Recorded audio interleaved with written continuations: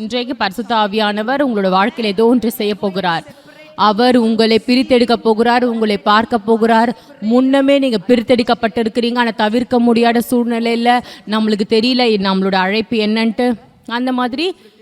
ஆனால் பரிசுத்த ஆவியானவர் உங்களை அப்படியே சரியாக காண்பிக்க போகிறார், உங்களோட கண்களை திறக்க போகிறார், அநேக காரியங்கள் உங்களுக்கு வெளிப்படுத்த போகிறார். அதனால் இன்றைக்கு நம்ம இந்த செஷனை நம்ம பிரசன்னத்தோடு கூட உறுதிப்படுத்தி நம்ம பார்க்க போகிறோம்.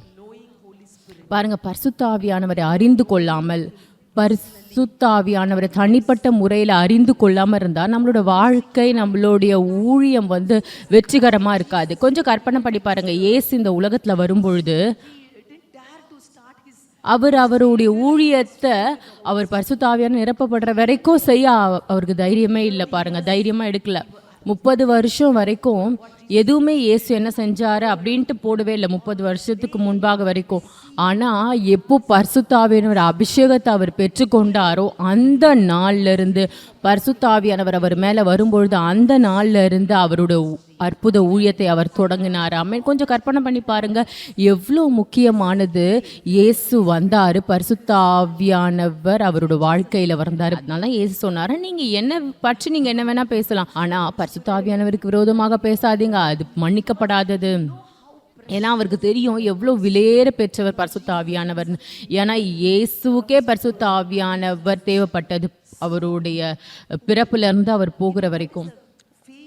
உங்களுக்கு தெரியுமா, இன்றைக்கு சபையில் இருக்கிற தோல்வி என்ன தெரியுமா? எதுக்கு தேவனுடைய மகிமை வெளிப்படாமல் இருக்கிறது தேவனுடைய சபையில் தெரியுமா? ஏன் தெரியுமா? நம்மளுக்கு பரிசுத்த ஆவியானவர் குறித்ததான அறிவு இல்லாமல் இருக்கிறதுனால தான். நான் உங்களுக்கு பரிசுத்த ஆவியானவரை பற்றி நான் போதிக்க போகிறேன் அப்படின்னு நான் சொல்ல மாட்டேன். ஏன்னா அவர் மூளையில் அறிந்து கொள்வது மட்டும் கிடையாது. இது மூளையில் அறிந்து கொள்வதும் நம்மளோட வாழ்க்கையில் மறுரூபத்தை கொண்டு வராது, நம்மளோட அனுபவத்தினால தான் மாற்றத்தை கொண்டு வரும். அதனால வேதம் சொல்கிறது, இயேசு அவருடைய சீஷர்கள்கிட்ட சொல்லும் பொழுது யோவான் 16வது அதிகாரத்தில் 14வது வசனத்தில் நம்ம பார்க்க போகிறோம்.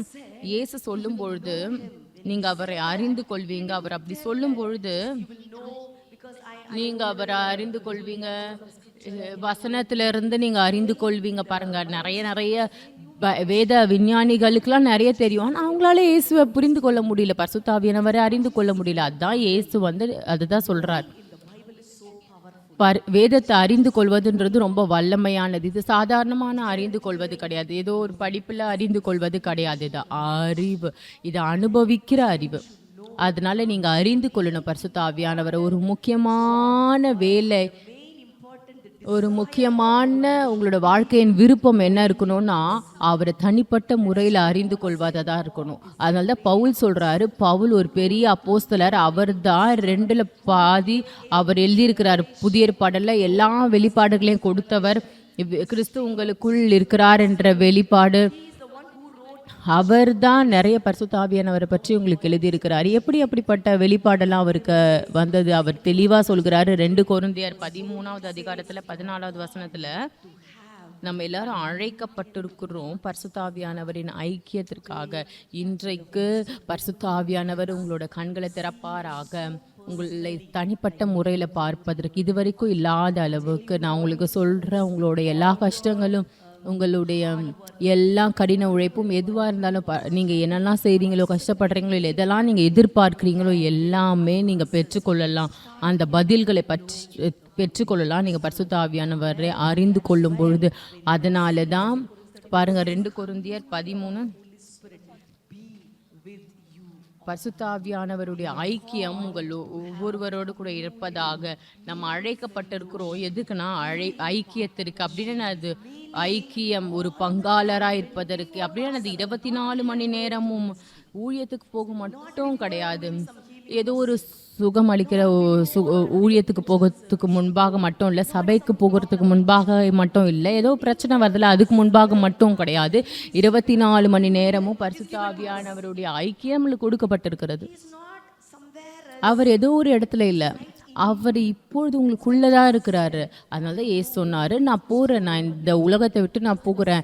ஏன்னா சீஷர்கள் ரொம்ப சந்தோஷமா இருந்தாங்க. அண்ணா அன்னைக்கு சொல்லும் அந்த ஐக்கியத்தை பத்தி அண்ணா அன்னைக்கு சொன்னார்ல, உங்களுக்கு தெரியுமா?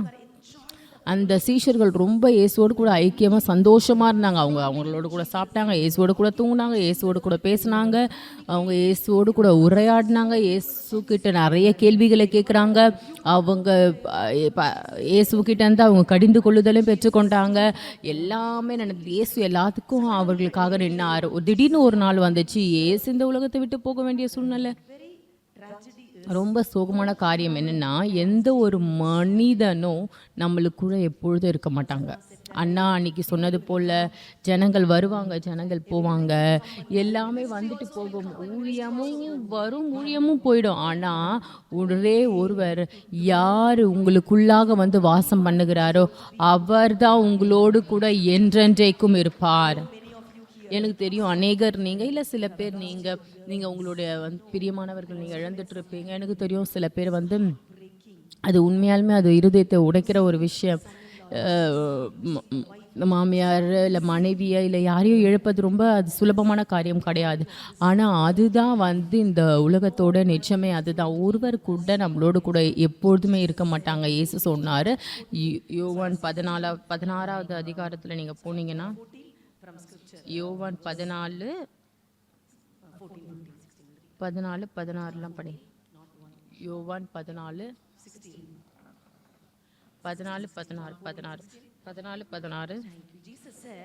இயேசு சொன்னாரு, நான் இந்த உலகத்தை விட்டு போயிடுவேன், ஆனா நான் பிதா கிட்ட ஜெபம் பண்ணுகிறேன், அவர் உங்களுக்கு வேறொரு தேற்றரவாளனை கொடுப்பார். நான் உங்களுக்கு உங்களுடைய உதவியாளரை நான் உங்களுக்கு உங்களோட உதவியாளரை நான் உங்களுக்கு அறிமுகப்படுத்துகிறேன், உங்களோட நண்பரை அறிமுகப்படுத்துகிறேன், உங்களுடைய ஐக்கியமானவர் நான் உங்களுக்கு அறிமுகப்படுத்துகிறேன். அவர் உங்களுக்குள்ளே தான் வாழ்ந்து கொண்டு இருக்கிறார் இத்தனை வருஷங்களாக. ஆனால் நான் உங்களுக்கு அவரை இன்றைக்கு உங்களுக்கு நான் அறிமுகப்படுத்தணும். ஏன் அப்படின்னா, இன்றைக்கு நீங்கள் அவரை வித்தியாசமான நிலையில் நீங்கள் அறிந்து கொள்ள போகிறீங்க. அம்மே அல்லேலூயா. இயேசு சொன்னார், நான் போகிறேன், எனக்கு தெரியும் நீங்கள் என்னை இழப்பீங்க, நீங்கள் அனாதை போல் உணர்வீங்க. நிறைய பேரை நம்ம அனாதை போல் உணர்றோம்ல. ஊழியத்தில் கூட நம்ம அனாதை போல் உணர்றோம். ஊழியத்தில் கூட நம்ம எல்லாராலும் தள்ளப்பட்ட மாதிரி உணர்றோம். குடும்பத்தில் கூட அந்த அனாதையின் ஆவி நிறைய சபைகளுக்குள்ளே கூட விசுவாசிகள் மத்தியில் அது சோகமாக இருக்கிறாங்க. ஆனால் நம்ம புரிந்து கொள்ளலை. அதனால தான் நம்ம அந்த மாதிரி யார் நம்மளுக்குள்ளே வாழ்ந்து கொண்டு இருக்கிறா நம்மளுக்கு தெரியல. எப்போவுமே தனிப்பட்ட முறையில் நான் தனிமையாக இருக்கிறேன். ஏன் இல்லை, இயேசு உங்களுக்குள்ளாக இருக்கிறார், பரிசுத்த ஆவியானவர் உங்கள் மேலே இருக்கிறார். ஆனாலும் நம்ம என்ன பண்ணுறோம், தனிப்பட்ட முறையில் யோசிக்கிறோம். ஏன் அப்படின்னா, நம்ம அவரை நம்ம அனுபவிக்கலை, நம்ம அவரை அனுபவிக்காமல் இருந்துட்டோம். யார் பரிசுத்த ஆவியானவர் சொல்லுங்க? இயேசு பரிசுத்த ஆவியானவரை ஏதோ ஒரு பொருளாக அறிமுகப்படுத்தலை. இன்றைக்கு இருக்கிற சபையின் சோதனை என்ன தெரியுமா? நாம் பரிசுத்த ஆவியானவரை ஏதோ ஒரு பொருளாக நம்ம நினைக்கிறோம். பரிசுத்த ஆவியானவர் ஏதோ ஒரு ஆரோக்கியமானவர், பரிசுத்த ஆவியானவர் ஏதோ வல்லமை உள்ளவர், பரிசுத்த ஆவியானவர் ஏதோ ஒரு உணர்வு, நான் அதை உணரணும். எப்போவுமே நம்ம உணர்வதை சார்ந்து இருக்கிறோம். நான் உணரணும், அப்போதான் பரிசுத்த ஆவியானவர். இல்லை, நீங்கள் இன்றைக்கு அறிந்து கொள்ள போகிறீங்க. இயேசு சொல்கிறார் இங்கே, நான் உங்களுக்கு வேறொரு தேற்றரவாளனை உங்களுக்கு கொடுப்பேன். பாருங்கள், அவர் தேற்ற கொடுக்கல அப்படின்னு சொல்ல, தேற்றரவாளனை அப்படின்னு சொன்னார். அப்படின்னா என்னது? அவர் ஒரு நபர். பரிசுத்த ஆவியானவர் ஒரு நபர், இயேசுவை போலவே, பிதாவை போலவே.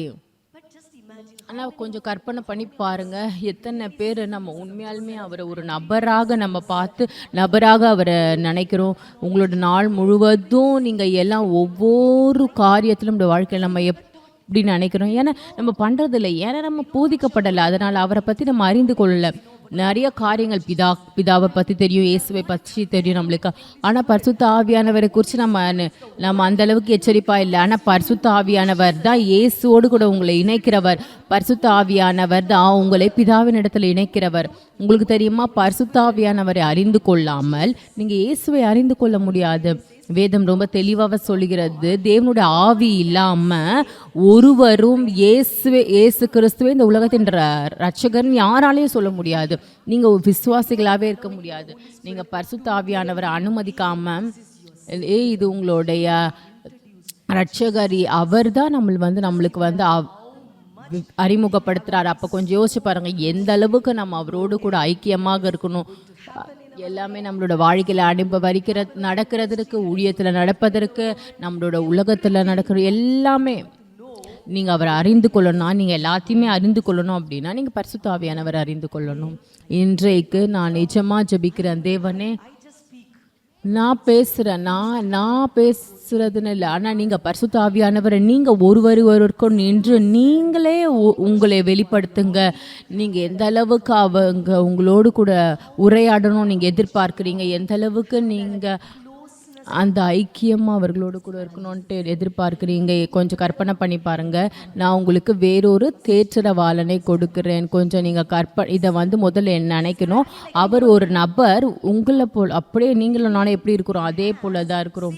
அப்படின்னா என்னது, அவருக்கு வந்து அதே குணாதிசயம் இருக்கிறது. ஒரு நபருடைய குணாதிசயம் இருக்கிறது.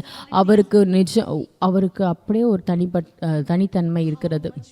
எந்த அளவுக்கு நம்ம ரொம்ப மென்மை உள்ளவர்களாக இருக்கணும் பரிசுத்த ஆவியானவரை குறித்து, எந்த அளவுக்கு நம்ம அவரை வந்து நம்மளோட வாழ்க்கையில் உணர்ந்து கொள்ளணும். ஏசு சொன்னார், நான் போகிறேன், வேறொரு தேற்றரவாளன் வருகிறார்.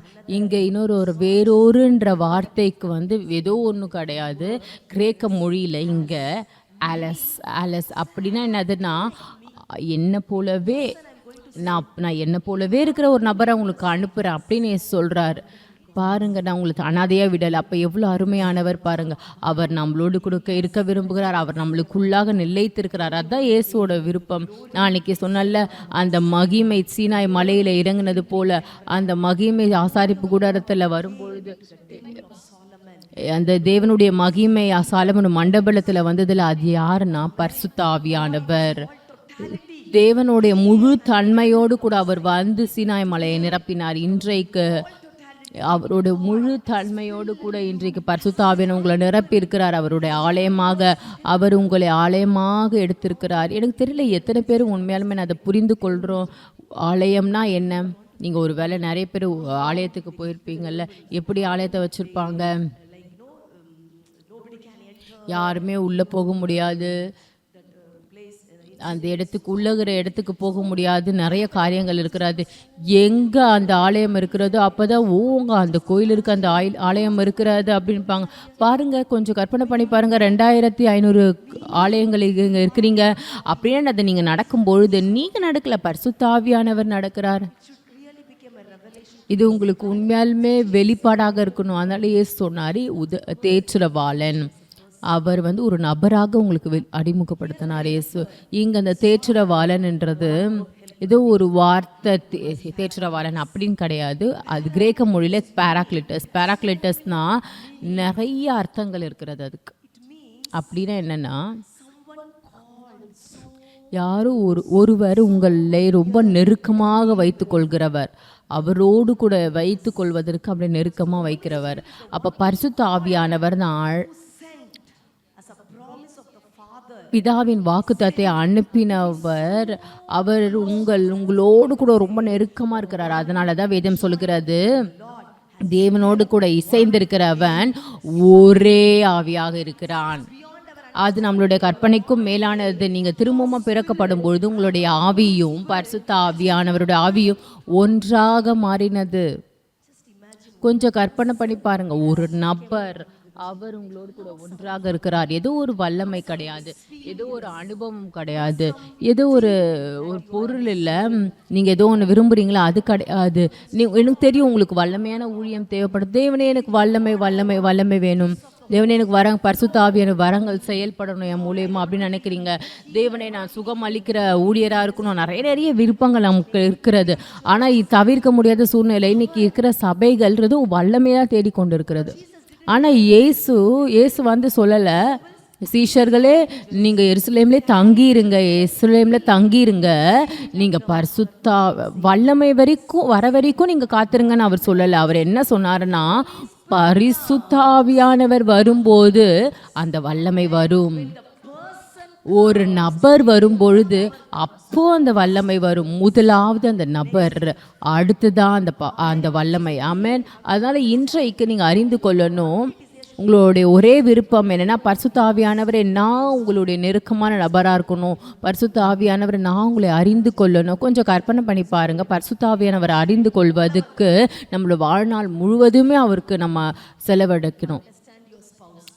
உங்களுடைய கணவரையோ உங்களுடைய பிள்ளைகளை அறிந்து கொள்வதற்கு நீங்கள் எந்த அளவுக்கு நீங்கள் முயற்சிக்கிறீங்கல்ல, நான் திருமணம் பெற்றுக்கொள்ளணும், இந்த நபரை நான் புரிந்து கொள்ளணும், உட்கார்ந்து மெசேஜ் சேட் பண்ணி முழு நாள் நைட்டும் ஃபோனில் பேசி கொண்டிருப்பீங்க.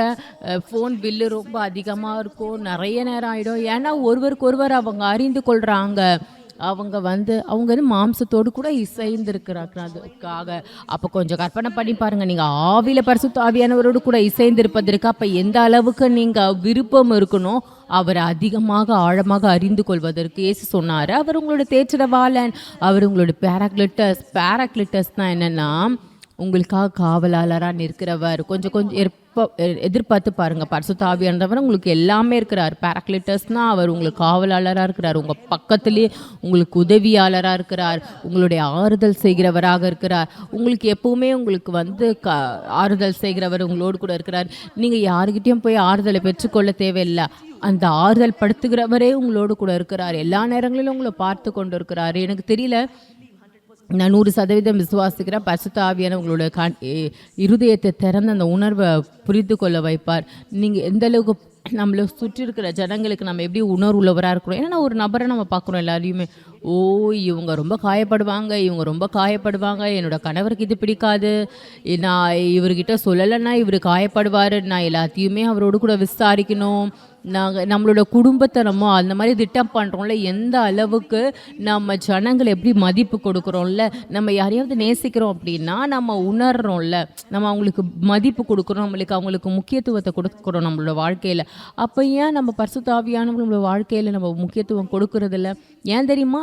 நீங்கள் அவரை ஒரு நபராக பார்க்கல. அவளை நீங்கள் நினச்சிங்க நீங்கள் ரபா பாபா ஷபா ரபா ரபா ரபானா அதான் பரிசுத்த ஆவியானவர். அக்கினி அதான் அக்கினி தான் பரிசுத்த ஆவியானவர் அப்படின்னு நினைக்கிறோம்.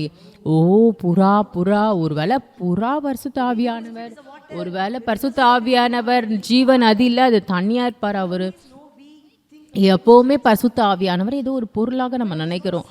ஆனால் அது வந்து பரிசுத்த ஆவியானவருடைய அடையாளம். நீங்கள் ஏதாவது யாரையாவது பற்றி நீங்கள் சொல்லும் பொழுது நீங்கள் என்ன சொல்வீங்க? அந்த சகோதரி வந்தாங்கன்னா யானை அப்படியே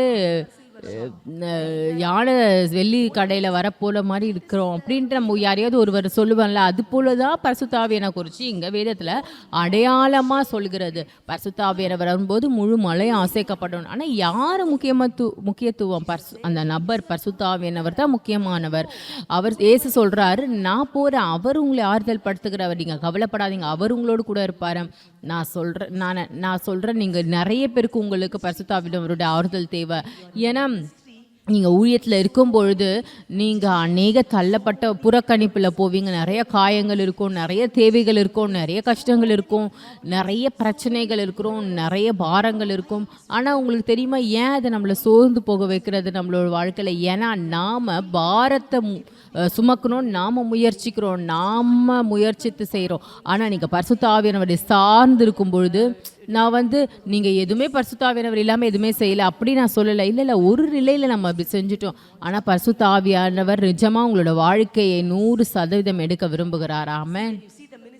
நீங்கள் இயேசுவோட ஊழியத்தை பார்க்கும் பொழுது இயேசு தான் ரொம்ப முழுமையாக பரிசுத்த ஆவியினால் பிடிக்கப்பட்டவராக இருந்தார். 100% எல்லாமே அவர் செய்தார். பரிசுத்த ஆவியானவர் மூலியமாக தான் அவர் எல்லாமே செய்தார். 100%. அப்படிதான் பரிசுத்த ஆவியானவர் நம்ம கிட்ட இருந்து எதிர்பார்க்கிறார். கிறிஸ்துவின் சரீரத்திலேருந்து ஒவ்வொன்றையும் அதுதான் எதிர்பார்க்கிறார். கொஞ்சம் கற்பனை பண்ணி பாருங்க, பரிசுத்த ஆவியானவர் இன்றைக்கும் ஒவ்வொருவருக்குள்ளேயும் வாழ்ந்து கொண்டு இருக்கிறார். நீங்கள் நிஜமாக அவரை அறிந்து கொள்ளும் பொழுது, நீங்கள் அவரை ஒரு நபராக நீங்கள் உணரும் பொழுது, நீங்கள் அவரை மதிப்பு கொடுக்கும் பொழுது, நான் சொல்லட்டுமா, நாம் எப்பவுமே சொல்லணும், நான் புறக்கணிக்கப்பட்டிருக்கிறேன், பரிசுத்த ஆவி அந்த நபர் என்ன புறக்கணிச்சிட்டாங்க, இந்த நபர் புறக்கணிச்சிட்டாங்க அப்படின்னு நம்ம ரொம்ப அந்த நம்ம உணர்வுள்ளவராக இருக்கிறோம். ஆனால் நான் உங்களுக்கு சொல்லட்டுமா, யார் இந்த உலகத்தில் ரொம்ப தள்ளப்பட்டவர் யார் தெரியுமா? பரிசுத்த ஆவியானவர் தான் ரொம்ப புறக்கணிக்கப்பட்டவராக இருக்கிறார் இந்த உலகத்தில். பரிசுத்த ஆவியானவர் தான் ரொம்ப புறக்கணிக்கப்பட்டவராக இருக்கிறார். நம்ம எந்த அளவுக்கு நம்மளோட வாழ்க்கையில் அவரை புறக்கணிச்சிருக்கிறோம், எந்த அளவுக்கு சபை பரிசுத்த ஆவியானவரை புறக்கணித்திருக்கிறது, எந்த அளவுக்கு இன்றைக்கு இருக்கிற ஊழியம் பரிசுத்த ஆவியானவர் புறக்கணிக்கிறது, எல்லாம் சொந்த முயற்சிகள் எடுத்து சொந்த திட்டங்களை போட்டு செய்கிறாங்க. நிறைய டினாமினேஷன் பரிசுத்த ஆவியானவரை நினைக்கல. ஏன் தெரியுமா? ஏன்னா பிசாசுக்கு தெரியும் பரிசுத்த ஆவியானவரோட வல்லமை. பிசாசுக்கு தெரியும் சபை பரிசுத்த ஆவியானவர் யாருன்னு அறிந்து கொண்டாங்கன்னா, பரிசுத்த ஆவியானவரோடு கூட சபை நடந்துச்சுன்னா பிசாசுக்கு தெரியும் என்ன நடக்கும்ன்ட்டு. அதனால தான் பிசாசு முயற்சிக்கிறான் அந்த காரியத்தை நிறுத்துவதற்கு. பிசாசு முயற்சிக்கிறான் அதை நிறுத்துவதற்கு. ஜனங்களுக்கு பரிசுத்த ஆவியானவர் யார் காண்பிக்கிறதற்கு நிறுத்துறான் பிசாசு. ஆனால் இயேசு சொல்கிறாரு, நீங்கள் அவரை அறிந்து கொள்ளணும். இயேசு சொன்னார், அவர் வேறொரு தேற்றரவாளன், அவர் உங்களுக்குள்ள நிலைத்திருப்பார் என்றென்றைக்கும். நற்செய்தி என்னன்னா, பரிசுத்த ஆவியானவர் உங்களை புறக்கணிக்கல. என்னோட சகோதர சகோதரிகளே, இல்லை நீங்கள் ஒரு வேளை உணரலாம், நான் இந்த காரியத்தை செஞ்சுட்டேன், நான் இந்த தவறை செஞ்சுட்டேன், நான் பாவம் செஞ்சுட்டேன், நான் தோல்வி ஆகிட்டேன். ஒரு வேளை பரிசுத்த ஆவியானவர் என்னை விட்டு போயிட்டாரு, ஒரு வேளை பரிசுத்த ஆவியானவர் எனக்குள்ளாக வாழலை. இல்லை இல்லை இல்லை இல்லை, பழைய ஏற்பாடில் பரிசுத்த ஆவியானவர் வந்துட்டு போயிட்டார். அவர் ஒரு நபருக்குள்ள அப்படியே தங்கி இல்லை, நிலைத்திருக்கல. பழைய ஏற்பாடில் கொஞ்சம் கற்பனை பண்ணி பாருங்க, வந்துட்டு போயிடுவார். அப்படி வந்துட்டு போகிறதுலே எப்படி வல்லமையான ஊழியத்தை அவங்க செஞ்சாங்க. பழைய ஏற்பாடில் நடந்த எல்லா ஊழியமும் ரொம்ப வல்லமையானது. ஏன்னா பரிசுத்த ஆவியானவர் வருவார், ஒரு நபருக்கு ஏதோ ஒரு காரியத்தை முடிச்சுட்டு அவர் போயிடுவார். ஆனால் அவர் அதில் சந்தோஷமாக இல்லை. ஆனால் பரிசுத்த ஆவியானவர் நீங்களும் நானும் அவருடைய சரீரமாக அவருடைய ஆலயமாக இருக்கணும்னு அவர் நினச்சார். உங்களுக்கு தெரியுமா, பரிசுத்த ஆவியானவர் ஒரு நபர், ஆனால் அவர் இந்த சாதாரண மாம்ச சரீரம் கிடையாது. இன்றைக்கு நீங்கள் தான் பரிசுத்த ஆவியானவரின் சரீரமாக இருக்கிறீங்க. அவர் ஆவியாக இருக்கிறாரு, அதனால அவருக்கு சரீரம் இல்லை, ஆனால் நீங்கள் தான் அவருடைய சரீரமாக இருக்கிறீங்க. எவ்வளோ பாக்கியம் பாருங்கள். அவருடைய சரீரம் நான். அவர் என்னோட கண்கள் மூலமாக பார்க்க விரும்புகிறார், அவர் என்னுடைய வாய் மூலமாக பேச விரும்புகிறார், என்னுடைய கை மூலயமா பாய விரும்புகிறார், என்னுடைய சரீரத்தின் மூலயமா பாய விரும்புகிறார், என்னுடைய ட்ரெஸ்ஸின் மூலயமா பாய விரும்புகிறார். கொஞ்சம் கற்பனை பண்ணி பாருங்கள். அதனால தான் பேதுருடைய நிழல் சுகத்தை கொடுத்தது. ஏன் தெரியுமா? அவங்க அவரை ஒரு நபராக நினச்சாங்க. அவர் உங்களை விட்டு விடல், அவர் உங்களோடு கூட நிலைத்திருக்கிறார். ஒரு வேளை நீங்கள் உணரலாம், நீங்கள் என்ன அவர் பரிசுத்த ஆவியானவரை விட்டு போயிட்டாருன்னு நினைக்கலாம். இல்லை இல்லை இல்லை, அவர் உங்களுக்குள்ளே தான் ஒவ்வொருவருக்குள்ளேயும் வாழ்ந்து கொண்டிருக்கிறார். ஆமென், ஹல்லேலூயா. அதனால தான் இன்றைக்கு அவர் உங்களோடு கூட ரொம்ப நெருக்கமாக வர விரும்புகிறார். அவர் உங்களோடு கூட ஒன்றாக இருக்கிறார். ஆனால் நீங்கள் அவரை பெற்றுக்கொள்ளணும்னு நினைக்கிறார். நீங்கள் அவரோடு கூட அப்படியே இசைந்து உறுதியாக பற்றிக்கொள்ளணும்னு அவர் நினைக்கிறார். நெருக்கமாக இருக்கணும்னு நினைக்கிறார். அவரை அனுபவிக்கணும். உங்களோட வாழ்க்கையில் எல்லாம் ஒவ்வொரு நொடி பொழுதும் நீங்கள் அனுபவிக்கணும்னு அவர் நினைக்கிறார். அவர் சொல்கிறார், அவர் என்றென்றைக்கும் உங்களோடு கூட இருப்பார். அவர் உங்களோட ஒரு நபர், அவர் உங்களுக்கு தேற்றரவாளன். முன்னமே அந்த உதவியாளர் இங்கே தான் இருக்கிறாரு. நான் ஜெபிக்கிற தேவனே, நான் பேசுகிற நேரத்தில் அப்போஸ்தலர் 10:44 சொல்கிறது போல, நான் பேசுகிற நேரத்தில் பரிசுத்த ஆவியானவர் உங்களை தொடப்போகிறார். பரிசுத்த ஆவியானவர் உங்களோட கூட ஊழியம் பண்ண போகிறார். பரிசுத்த ஆவியானவர் உங்களுக்கு உதவி செய்ய போகிறார். பரிசுத்த ஆவியானவர் உங்களை ஆறுதல் படுத்த போகிறார். ஒரு நபராக அவர் உங்களை தொடப்போகிறார். ஏதோ ஒன்று மட்டும் இல்லை. ஆமாம், பரிசுத்த ஆவியானவர் வரும்பொழுது, அவர் தொடும் பொழுது நம்மளால் எதுவுமே பண்ண முடியாது. அதனால தான் நம்ம உருளும், அதனால நம்ம சிரிக்கிறோம், அதனால தான் அழறோம், நம்ம ஓடி போய் கத்துறோம் எல்லாமே. ஏன்னா இந்த சரீரம் பரிசுத்த ஆவியானவர் வல்லமையை அப்படியே தாங்க முடியாது. ஆமென், ஹல்லேலூயா.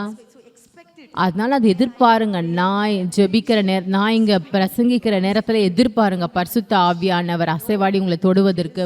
உங்களுக்கு தெரியுமா, ஆதியாகமம்ல தேவனுடைய ஆவியானவர் அந்த ஜலத்தின் மேலே அசைவாடி கொண்டு இருக்கும் பொழுது இருள், வெறுமை எல்லாமே அங்கே இருந்துச்சு, குழப்பம் எல்லாமே. நான் சொல்கிறேன், பரிசுத்த ஆவியானவர் உங்களோட வாழ்க்கையில் அசைவாடி கொண்டு இருக்கிறார். ஒருவேளை நீங்கள் தோல்வியாக இருக்கும் பொழுது கூட, நீங்கள் தேவனோட திட்டத்தை நீங்கள் இழந்திருக்கும் பொழுது கூட, சோகமான காரியம் உங்களோட வாழ்க்கையில் வந்தது, அதன் மத்தியில் கூட ஒவ்வொரு நொடி பொழுதும் பரிசுத்த ஆவியானவர் உங்களுக்குள்ளாக அசைவாடி கொண்டு இருக்கிறார். அதனால தான் நீங்கள் இன்றைக்கு ஜீவன் உள்ளவர்களாக இருக்கிறீங்க, இன்றைக்கு இங்கே உட்கார்ந்து கொண்டு இருக்கிறீங்க. அதனால தான் இது வரைக்கும் நீங்கள் ஊழியம் பண்ணி கொண்டு இருக்கிறீங்க. அதனால தான் நீங்கள் உங்களோட விசுவாசத்தில் இருக்கிறீங்கன்னா பரிசுத்த ஆவியானவரால். ஆமென், ஹல்லேலூயா. பரிசுத்த ஆவியானவர் அசைவாடும் பொழுது, வார்த்தை வரும்பொழுது அந்த வெளிச்சம் வருகிறது. இந்த உலகம் வந்தது, வெளிச்சம் வந்தது. இன்றைக்கு வார்த்தை வருகிற நேரத்தில், நான் பேசுகிற நேரத்தில் நீங்கள் அந்த பரிசுத்தாவின் நபரை நீங்கள் அனுபவிக்க போகிறீங்க. எங்கே நீங்கள் உட்கார்ந்துருந்தாலும் உங்களுக்கு பரிசுத்தாவினோட ஊழியம் இப்போ நடக்க போகிறது. என சொன்னார், நிலைத்திருங்கள்னா நிலைத்திருப்பார் அப்படின்னா அவர் உங்களை விட்டு போகலை. 24 மணி நேரமும் உங்களோடு கூட இருக்கிறார். நீங்கள் எங்கெல்லாம் போகிறீங்களோ அங்கெல்லாம் அவர் வரார். உங்களோட கணவர் வர முடியாது உங்களோடு கூட, உங்களோட மனைவி உங்களால் வர முடியாது, உங்களோட பிள்ளைகள் உங்களோடு கூட வர முடியாது. ஆனால் அவர் உங்களோடு கூட வருகிறார். நீங்கள் அங்கே போகக்கூடாதுன்ட்டு அவர் நினச்சிருந்தா கூட நீங்கள் போகும்பொழுது அவர் அங்கேயும் வருகிறார். நீங்கள் எதுவுமே செய்யக்கூடாது அப்படின்னா கூட அந்த காரியத்தை நீங்கள் செய்யும்பொழுது அவர் உங்களோடு கூட நிலைத்திருக்கிறார். அவர் உங்களை விடலை. ஏன் தெரியுமா? பரிசுத்த ஆவியானவர் தான் உங்களை ரொம்ப ரொம்ப நம்புகிறவர். எனக்கு தெரியல உங்களை நீங்களே எந்த அளவுக்கு நம்புறீங்கன்ட்டு. ஒருவேளை நீங்கள் சொல்லலாம், என்னை நம்பாதீங்க அப்படின்னு நீங்கள் சொல்லலாம். என்னையே நான் நம்ப மாட்டேன், ஏன்னா நிறைய நேரத்தில் நானே தோல்வி ஆகிடுறேன் அப்படின்ட்டு. ஏன்னா நான் என்ன சொல்கிறேனோ அதை என்னால் நிற்க முடியாது. என்னோட குடும்பத்தில் நிறைய காரியங்களை நான் தோல்வி ஆகிட்டேன். ஆனால் இன்றைக்கு பரிசுத்த ஆவியானவர் சொல்கிறார், நான் உன்னை நம்புகிறேன் அப்படின்ட்டு. அதனால தான் அவர் உங்களோடு கூட நிலைத்திருக்கிறார். கொஞ்சம் கற்பனை பண்ணி பாருங்கள் பரிசுத்த ஆவியானவருடைய அன்பை. நான் சொன்ன பரிசுத்த ஆவியானவர் ஒரு நபர், அவருக்கு ஒரு அன்பு இருக்கிறது. நீங்கள் ரோமர் 15 நீங்கள் பார்க்கலாம். வேதம் சொல்கிறது பரிசுத்த ஆவியானவருடைய அன்பு. பரிசுத்த ஆவியானவர் ஒரு நபர்.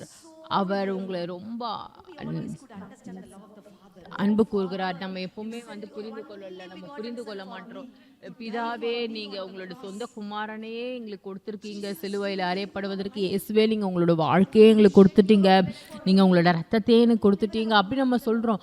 ஆனால் பரிசுத்தாவின் அன்பை நம்ம உணரவே மாட்டோம். உங்களுக்கு தெரியுமா அவர் எந்த அளவுக்கு உங்களை நேசிக்கிறாருன்ட்டு? கொஞ்சம் கற்பனை பண்ணி பாருங்கள். நீங்கள் போயிட்டு உங்களோட வாழ்க்கையில் இருக்கிற என்ன நடந்தாலும் நீங்கள் போய் சொல்லும்போது, ரட்சிப்புக்கு பிறகு கூட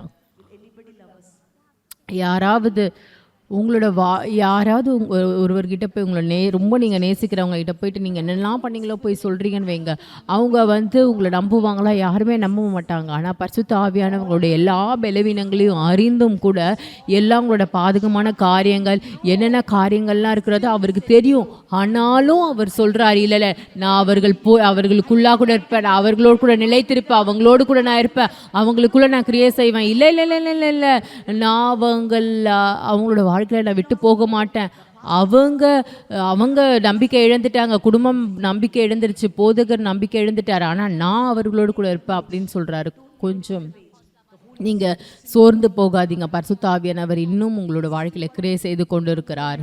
உங்களோட வாழ்க்கையில் கிரியை செய்து கொண்டு இருக்கிறார். எனக்கு தெரியும், நான் 12 வயசில் இருக்கும் பொழுது பரிசுத்தாவின் அபிஷேகத்தை நான் பெற்றுக்கொள்ளும் பொழுது அந்த நாள் என்னோட வாழ்க்கையில் நான் மறக்கவே மாட்டேன். எந்த அளவுக்கு நான் முழுமையாக பரிசுத்தாவினால் நிரப்பப்பட்டேன். நான் எங்கே இருந்தேன்னு எனக்கு தெரியல. 1.5 மணி நேரம் 2 மணி நேரம் நான் ஏதோ ஒரு இடத்துல நான் இருந்தேன். நான் அந்த உணர்வில் 1.5 மணி நேரம் 2 மணி நேரத்துக்கு அப்புறம் தான் எனக்கு உணர்வே வந்துடுச்சு. நான் அப்படியே பரிசுத்த ஆவியினால ஜெபிக்க ஆரம்பித்தேன். எனக்கு அப்படியே அவர் தொடப்பட்டது. அந்த நேரத்தில் இந்த நொடி பொழுது வரைக்கும் பரிசுத்த ஆவியானவர் என்னோட வாழ்க்கையில் கிரியை செய்து கொண்டு இருக்கிறார். எனக்கு தெரியும் நான் எந்த அளவுக்கு நான் தோல்வியாக இருக்கிறேன், எந்த அளவுக்கு நான் பரிசுத்த ஆவியானவர் உணரல அமர்ந்திருக்கிறேன், இப்போ அவர் அறிந்து கொள்ளாமல் இருந்திருக்கு. ஆனால் பரிசுத்த ஆவியானவர் ரொம்ப பொறுமை என்னோட வாழ்க்கையில் கிரியை செய்து கொண்டிருக்கிறார், எனக்கு உதவி செய்து கொண்டிருக்கிறார். அவருடைய உதவியாளவராக எனக்கு வழி நடத்தி கொண்டிருக்கிறார். ஒரு ஆலோசனை கர்த்தராக அதே பரிசுத்த ஆவியானவர் உங்களுக்கு காண்பிக்க விரும்புகிறார் அவர் யார் என்பதை. அவர் நிறைய காரியங்கள் உங்களுக்கு வெளிப்படுத்த விரும்புகிறார். உங்களுக்கு தெரியுமா, அவருக்கு நிறைய திட்டங்கள் இருக்கிறது உங்களோட வாழ்க்கையை குறித்து. ஏன்னா அவர் உங்களை ரொம்ப நேசிக்கிறார். அவர் உங்களுக்கு தலைவராக இருக்கிறார். அவர் இல்லாமல் நீங்கள் தேவனுடைய திட்டத்தை உங்களோட வாழ்க்கையில் அறிந்து கொள்ள முடியாது. நீங்கள் எந்த ஒரு தீர்க்கதரிசிக்கிட்டையும் போயிட்டு தேவனுடைய தீர்க்கதரிசி திட்டத்தை கேட்க முடியாது. அது பழைய ஏற்பாடில் ஜனங்கள் தீர்க்கதரிசிக்கிட்ட போவாங்க. ஆனால் புதிய ஏற்பாடில் பரிசுத்த ஆவியானவர் எல்லாவற்றையும் வெளிப்படுத்துகிறவர். அவர் உங்களுக்குள்ளாக இருக்கிறார். ஆமென் ஆமென். அதனால தான் வேதம் சொல்லுகிறது 1 கொரிந்தியர் 2:8 வசனத்தில் நீங்கள் பார்க்கலாம். வேதம் சொல்கிறது, கண்கள் பார்க்கல,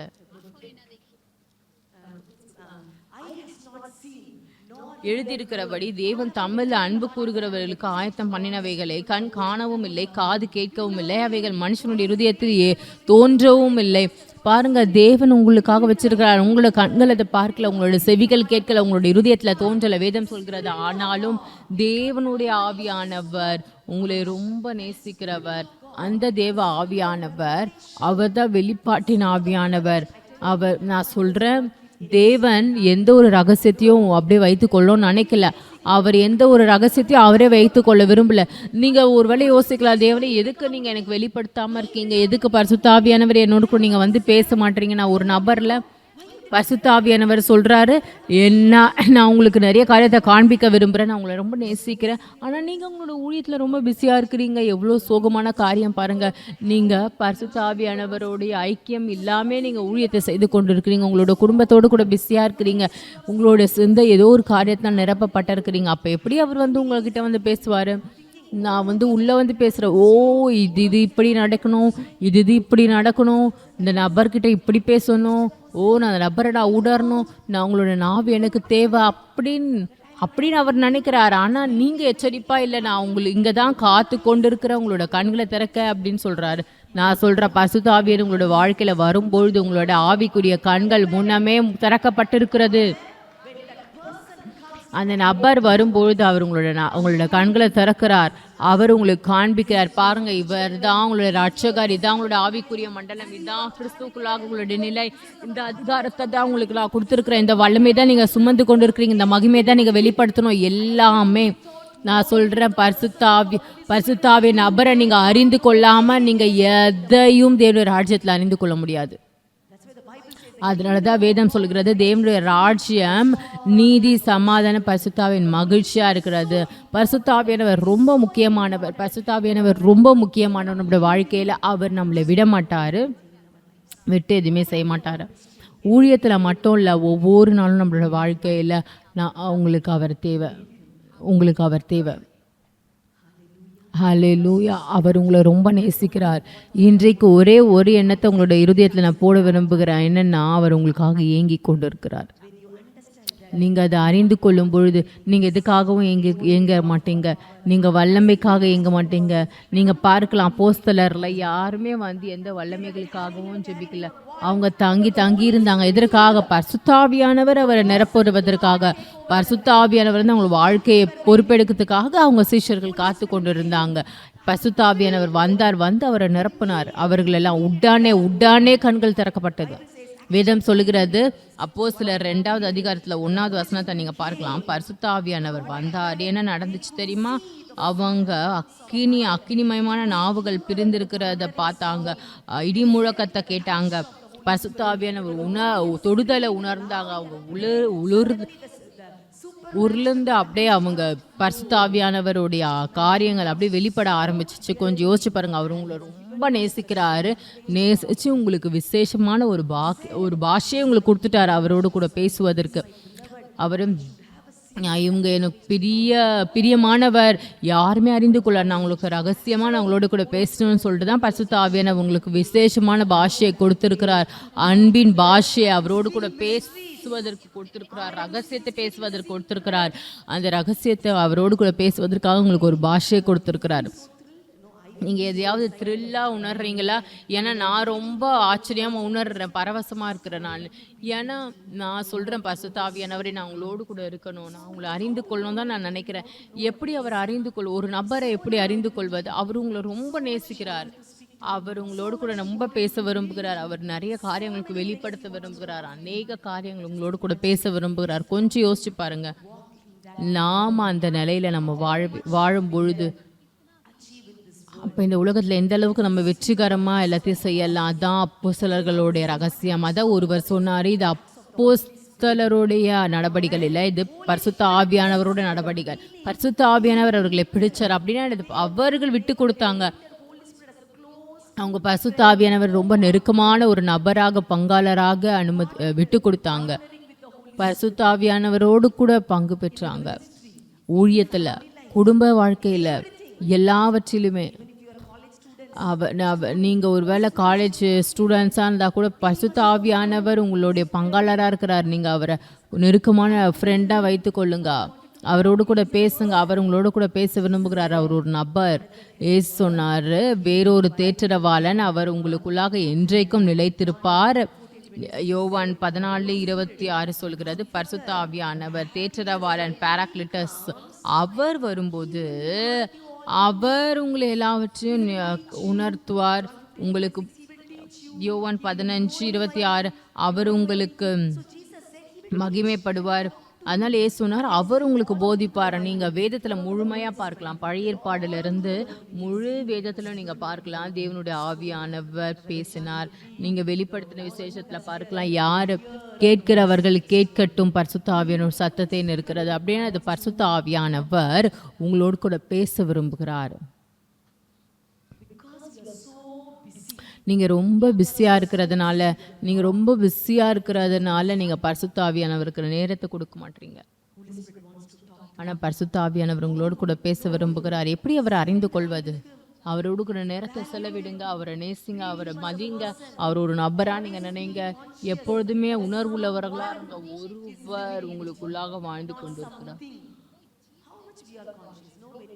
எது ஒரு பொருள் இல்லை, ஒருவர் உங்களுக்குள்ளாக வாழ்ந்து கொண்டிருக்கிறார். கொஞ்சம் யோசிச்சு பாருங்க. நம்மளோட வீட்டில் நம்ம எந்த அளவுக்கு நம்ம உணர்வுள்ளவராக, இவர் தூங்கி கொண்டிருக்கிறார், நம்ம டிஸ்டர்ப் பண்ணக்கூடாது நம்ம வீட்டில் நினைக்கிறோம்ல.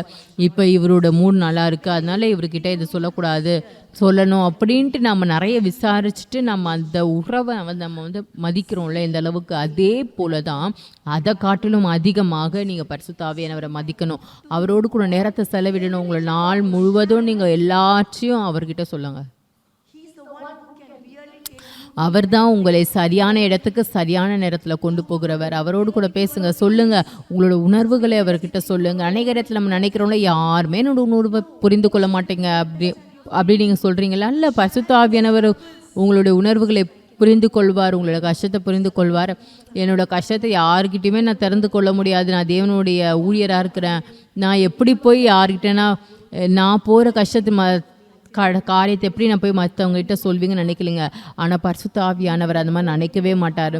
நீங்கள் அவருக்கு உங்களுடைய இருதயத்தை திறந்து நீங்கள் கொடுக்கலாம், உங்களோட கஷ்டத்தை சொல்லலாம். அநேக நேரத்தில் நாம் என்ன பண்ணுறோம், முயற்சிக்கிறோம், தேவனுக்கு முன்பாக நாம் செய்கிறோம் எல்லாமே. ஆனால் எதுக்கு நம்ம அந்த மாதிரி செய்யணும்? நம்ம தேவனுடைய கண்களுக்கு முன்பாக நிர்வாணமாக இருக்கிறோம்ல. அதனால உங்களுடைய இருதயத்தை திறந்து நீங்கள் சொல்லலாம், பரிசுத்த ஆவியானவர் இதுதான் என்னோட கஷ்டம், என்னால் இதை விட முடியல, என்னால் வேதத்தை படிக்க முடியல, என்னால் ஜெபிக்க முடியல, அதிகமாக நான் எதுவுமே இல்லை அப்படின்ற மாதிரி உணர்றேன், எனக்கு ஊழியம் இல்லை, நான் ஏதாவது ஒரு நபரை பார்க்கும்போது எனக்கு ரொம்ப கோபம் வருகிறது, இந்த நபரை நான் பார்க்கும்போது எனக்கு அப்படியே வாந்தி வர மாதிரி இருக்கிறது. எதெல்லாம் நான் சொல்கிறேன், பரிசுத்த ஆவியானவர் சொல்கிறாரோ நான் எதெல்லாம் சொல்வேனோ அதை நான் சொல்கிறேன். நீங்கள் என்ன சொல்கிறீங்களோ சொல்லுங்கள். ஆனால் ஒரு முறை ஆனால் நீங்கள் பரிசுத்த ஆவியானவர்கிட்ட உங்களோட காரியத்தை நீங்கள் எல்லாத்தையுமே சொன்னீங்கன்னா, ஒரு முறை சொல்லிட்டீங்கன்னா போதும், அதே நேரத்தில் எல்லாமே உங்களோட வாழ்க்கையில் உடைக்கப்படும். நீங்கள் அதுலேருந்து வெளியில் வந்துடுவீங்க. பாருங்கள், நான் ரட்சிக்கப்படும் பொழுது, ஏன்னா நான் கிறிஸ்தவ குடும்பத்துலேருந்து வந்தவ கிடையாது, நான் ரட்சிக்கப்படும் போது ரொம்ப நெருக்கமாக இருந்தேன். நான் எப்போவுமே இயேசுவோடு கூட பேசி கொண்டு இருப்பேன். ஏன்னா நான் அந்த நேரத்திலே நான் ரட்சிக்கப்பட்டுட்டேன். அதனால் எல்லாமே நான் சொல்லுவேன், எல்லார்கிட்டையும் பரிசுத்த ஆவியானவர்கிட்ட எல்லாத்தையுமே நான் சொல்லுவேன். நான் ஸ்கூலுக்கு போகும்போது அப்படியே பேசிக்கிட்டே போவேன் பரிசுத்த ஆவியானவர்கிட்ட. ஏதோ ஒன்று யாரும் எங்கள் அப்பா கிட்ட சொல்லிட்டாங்க, உங்களுடைய பொண்ணு தெருவில் பேசிக்கிட்டே போகிறாங்க தனியாக, இது தயவுசெய்து செக் பண்ணி பாருங்கன்னே சொல்லிட்டாங்க. அந்த அளவுக்கு. ஆனால் எல்லாத்தையுமே நான் சொல்லிக்கிட்டே இருப்பேன். ஆனால் நான் என்னென்னலாம் சொன்னேனோ, ஒரு கண்ணீர் வந்திருந்தா கூட அது நடந்துச்சு, அவ்வளோதான். 100% அது நடந்துச்சு. என்னோட வாழ்நாள் முழுவதும் நான் பார்த்துருக்குறேன். அவ்வளோ பெரிய நண்பர் உங்களுக்கு கூட இருக்கிறார். நீங்கள் எது வேணாலும் அவர்கிட்ட சொல்லலாம். ஏன்னா அவர் உங்களை ஆலோசனை செய்கிறவர், அவர் தான் உதவியாளர். அவர் மட்டும்தான் உங்களுக்கு உதவி செய்ய முடியும் உங்களோட வழியிலிருந்து வெளியே வருவதற்கு. அவர் தான் அந்த வழியிலேருந்து உங்களை கொண்டு வர முடியும். மற்ற யாரும் உங்களோட வழியிலேருந்து, உங்களோட உணர்ச்சியில், உங்களோட வாழ்க்கையில் உணர்ச்சியில் நடந்த அந்த அந்த காரியத்தில் யாருமே வெளியில் கொண்டு வர முடியாது. ஒரு வேளை உங்களோட வாலிப காலத்தில் நீங்கள் கெட்டு போயிருக்கலாம், ஒரு வேளை மனதில், சரீரத்தில், இல்லை ஏதோ ஒருத்தில் நீங்கள் கெட்டு போயிருக்கலாம். நிறைய பேர் ஸ்கூல்லலாம் பார்த்தீங்கன்னா எந்த அளவுக்கு பிசாசு ரொம்ப பொல்லாதவனாக இருக்கிறான். உங்களோட உணர்ச்சியில் டேமேஜ் பண்ணணும்னு நினைக்கிறான். ஏன் தெரியுமா? ஏன்னா அண்ணா சொன்னது போல, நேற்று அண்ணா சொன்னார்ல, தேவன் உங்களுடைய உணர்ச்சியின் மூலியமாக பாய்ந்து செல்ல விரும்புகிறார். நான் சொல்கிறேன், உங்களோட உணர்ச்சிகள் விடுதலை ஆகலைன்னா பரிசுத்த ஆவியானவர் உங்கள் மூலியமாக வேலை செய்யவே முடியாது. தயவுசெய்து அதை புரிந்து கொள்ளுங்கள். ஏன்னா பரிசுத்த ஆவியானவர் ஒரு நபர், அவருக்கு உணர்வு இருக்கிறது. உங்களுக்கு தெரியுமா, பரிசுத்த ஆவியானவருக்கு உணர்ச்சி இருக்கிறது. அதனால தான் வேதம் சொல்கிறது, எபேசியர் 4:13 போட்டிருக்கிறது, பரிசுத்த ஆவியானவரை துக்கப்படுத்தாதிருங்கள். பரிசுத்த ஆவியானவரை துக்கப்படுத்தாதிருங்கள். ரொம்ப முக்கியமானது. பவுல் சொல்றாரு, ஐயோ தயவு செய்து பரிசுத்த ஆவியானவரை துக்கப்படுத்தாதிருங்கள். ஏன்னா நீங்க பரிசுத்த ஆவியானவரை துக்கப்படுத்துனீங்கன்னா நீங்க இந்த உலகத்துல வாழ முடியாது. He will not leave you. Fortunately, அவர் உங்களை விட மாட்டாரு. ஆனா தவிர்க்க முடியாம சூழ்நிலையில அவர் உங்களை விட்டு போகவே மாட்டாரு. அவர் உங்களோடு கூட இருப்பாரு. ஆனா உங்களோட வாழ்க்கையில கிரியேட் செய்ய முடியாது. கொஞ்சம் யோசிச்சு பாருங்க. நீங்க துக்கமா இருக்கும்பொழுது உங்களால தூங்க முடியுமா? நீங்க உங்களால சாப்பிட முடியுமா? ஜனங்களோடு கூட நல்லா பேச முடியுமா? அப்ப நீங்க எப்படி உணர்வீங்க? அதே போலதான் பரிசுத்த ஆவியானவர் உணர்றாரு. ஏன்னா அவர் ஒரு நபர். அவர் ஏதோ ஒரு வல்லமை கிடையாது, ஏதோ ஒரு பொருள் கிடையாது. அவர் ஒருவர், ஒரு நபர். அவர் அந்த வலியை உணர்றாரு. அவர் துக்கப்படுகிறார். அவர் நாம துக்கப்படுற மாதிரி அவர் துக்கப்பட மாட்டார். ஆனா ஓ எனக்கு ஒரு பீஸ் சிக்கன் பீஸ் எனக்கு வரல, அதனால என்னோட சமாதானத்தை நான் இழந்துடுறேன், அதனால எனக்கு துக்கப்படுகிறேன், நான் உள்ள போகும்போது யாருமே எனக்கு பிரைஸ் இல்லாடுன்னு சொல்லலை. இதெல்லாம் ஒரு சில்லியான ஒரு காரியம். அதெல்லாம் நம்மளை துக்கப்படுத்துது. ஆமாம், எனக்கு தெரியும் நீங்கள் நிறைய பேர் துக்கப்படுறீங்க. ஆனால் பரிசுத்த ஆவியானவர்களுக்கு ஊழியம் பண்ண விரும்புகிறார். நீங்கள் உங்களுடைய பிரியமானவர்களை நீங்கள் இழந்திருக்கிறீங்க. ஆனால் இன்றைக்கு பரிசுத்த ஆவியானவர் உங்களுக்கு அந்த வழியிலிருந்து வெளியில் கொண்டு வந்து உங்களை ஆறுதல் படுத்த இருக்கிறார். அவர் துக்கப்படுகிறார்ல, ஏன் துக்கப்படுகிறார் பாருங்க அடுத்த வசனத்துல. before 29, please, I want all of you to see the scripture. Let no corrupt word proceed. எபேசியர் 4:29. What is good for necessary edification that may impart grace to the hearer. See, the tongue plays a very important role. பாருங்க, ரொம்ப முக்கியமான ஒரு இந்த வாய் இருக்குல்ல, இதுதான் ஒரு முக்கியமான ஒரு பங்கே இருக்கிறது பரிசுத்த ஆவியானவரோடு பேசுவதற்கு. நீங்க பரிசுத்த ஆவியானவருக்கு ரொம்ப மென்மையா இருக்கணும். ஏன் தெரியுமா? பரிசுத்த ஆவியானவர் தான் ரொம்ப மென்மை உள்ள நபர்.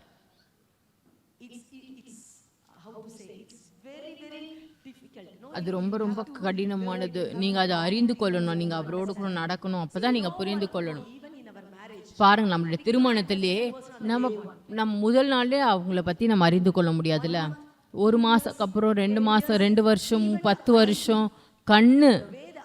அந்த கண்ணு, உங்களோட மனைவியோட கண்ணை நீங்க பார்த்துட்டீங்கன்னா, அவங்க கண்ணை பார்த்தாலே நீங்க புரிந்து கொள்வீங்க என்ன பண்றாங்க. உங்களை பார்க்கும் போது உங்களோட கணவர் எப்படி பார்க்குறான்னு கண்டுபிடிக்கும் போது நீங்க பார்க்கும்போதே கண்டுபிடிச்சிருவீங்க எதுக்காகன்ட்டு.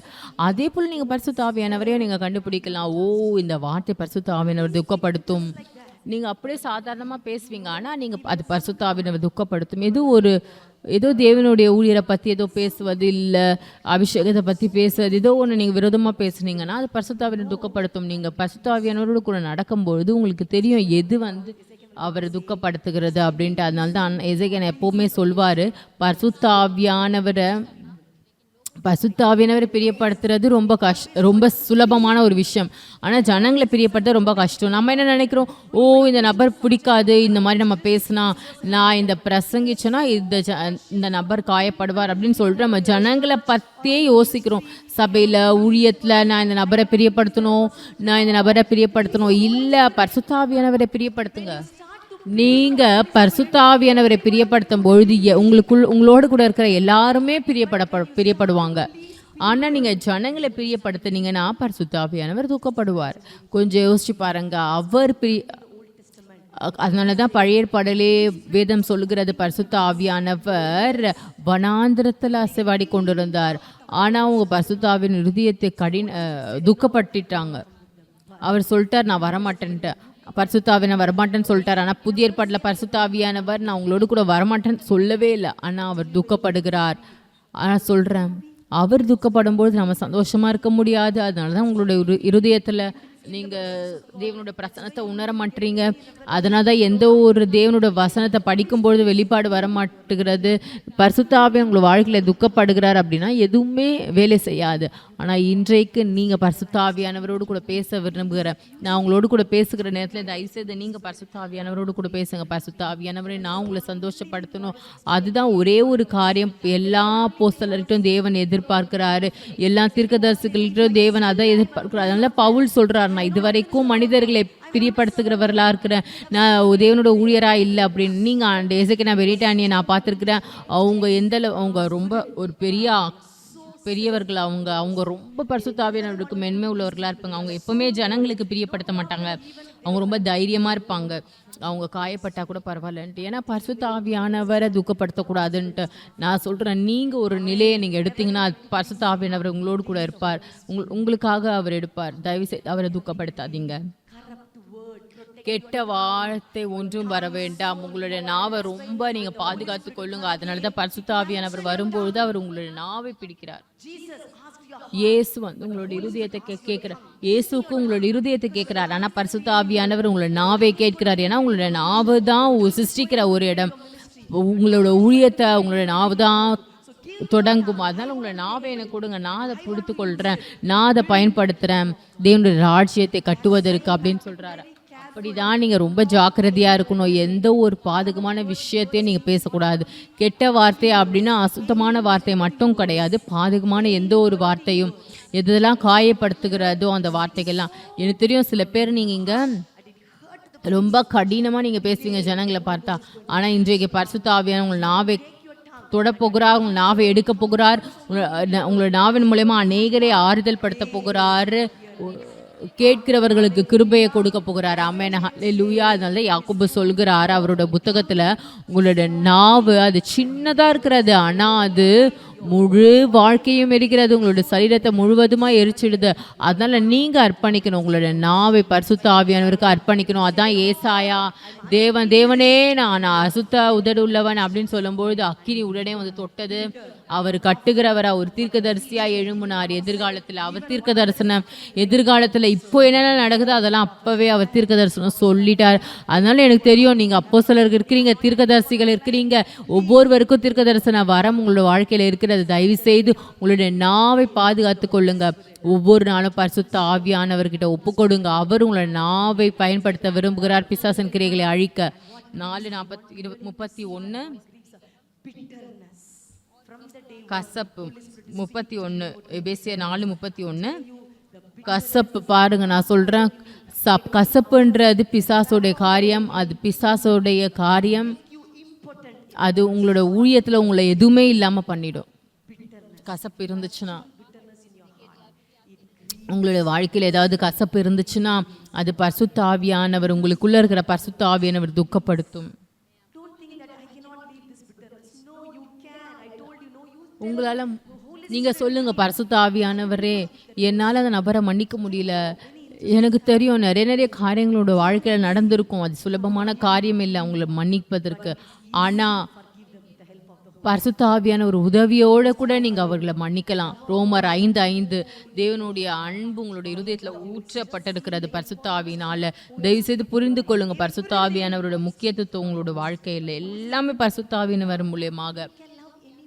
நீங்க யாரைய வேணாலும் நேசிக்கலாம். பரிசுத்த ஆவியானோட அன்பு உங்களுக்குள்ளாக இருக்கிறது. தயவு செய்து பரிசுத்த ஆவியானவரை மூடிடாதீங்க. தேவனே என்னோட இருதயத்தை நான் உங்களுக்கு மூட விரும்பல அப்படின்னு சொல்லுங்க. 100% எல்லாமேன்ட்டு நான் சொல்வேன். ஆனா இந்த ஒரே ஒரு காரியத்தை மட்டும் நான் உங்களுக்கு சொல்ல மாட்டேன். இந்த ஒரு நபரை மட்டும் நான் மன்னிக்கவே முடியாது. எப்படி தேவனே மன்னிக்க மாட்டார் அப்படின்ட்டு நிறைய பேர் வந்து சொல்லுவாங்க. தேவனே மன்னிக்க மாட்டார் அப்படின்னு சொல்லுவாங்க. அந்த அளவுக்கு வெறுப்பு இருக்கும் ஜனங்களுக்கு. ஆனா இன்றைக்கு பரிசுத்த ஆவியானவர் அதை பிடுங்க விரும்புகிறார். அந்த கசப்பை அவங்களுடைய இருதயத்திலிருந்து பிடுங்க விரும்புகிறார். அவர் உங்களுக்கு உதவியாளர். அவர் உங்களுடைய வாழ்க்கையில ஆழமா போக முடியும். அவர் தான் எல்லாவற்றையும் ஆராய்ந்து அறிகிறவராக இருக்கிறார். தேவனுடைய காரியங்களை அவர் தேடி தேடி தேடி தேடி எல்லாமே அவருக்கு தெரியும். அதனால அவர் அதை பிடுங்க போகிறார். எல்லா கசப்புகளையும், கசப்பு, கோபம், மூர்க்கம், கூக்குரல், தூஷணம், மற்ற எந்த தூஷணமும் உங்களை விட்டு நீங்க கடவுது. நான் சொல்றேன், உங்களோட உணர்ச்சி பிசாசு உங்களோட உணர்ச்சிகளை நோக்கமா கவனமா இருக்கிறான். அதனாலதான் அவன் காயத்தை கொண்டு வருகிறான். அந்த உணர்ச்சி பிசாசால பயன்படுத்தப்படுகிறது. எந்த அளவுக்கு உங்களோட உணர்ச்சி ஏமாறப்படுகிறது பாருங்க. நீங்க அசுத்தமான படங்களை செல்போன்ல பார்க்கும் பொழுது அது என்ன ஆகுது, அசுத்த ஆவிகள் தான் உங்களோட உணர்ச்சி எடுக்கிறது. விபச்சாரத்தின் ஆவி அதெல்லாம் பார்க்கும் பொழுது பிசாசு தான் அதை எடுக்கிறான். அதனால நீங்க அது மாதிரி பண்ணியிருந்தா கூட நீங்க ஆக்கினை தீர்ப்புக்குள்ளாக போக தேவையில்லை. இல்லை, பரிசுத்த ஆவியானவருடைய வல்லமை ரொம்ப வல்லமையானது. அது எந்த அடிமைதனத்திலிருந்து உங்களை விடுதலை ஆக்கும். எதுவுமே உங்களை கட்ட முடியாது.